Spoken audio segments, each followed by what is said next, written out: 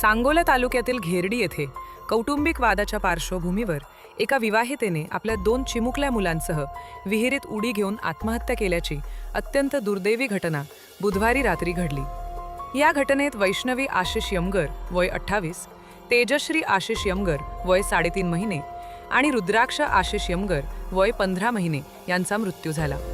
या घटनेमुळे घेरडी परिसरात हळहळ व्यक्त होत आहे। बुधवारी रात्री कुटुंबीय जेवणासाठी बसले असताना वैष्णवी यांनी दोन्ही मुलांना झोपवते असे सांगून घराबाहेर नेले। बराच वेळ होऊनही त्या परत न आल्याने कुटुंबियांनी शोधाशोध सुरू केली। त्यावेळी विहिरीत वैष्णवी यांचा मृतदेह पाण्यावर तरंगताना दिसून आला। त्यानंतर मध्यरात्री दोन्ही चिमुकल्यांचेही मृतदेह विहिरीतून बाहेर काढण्यात आले।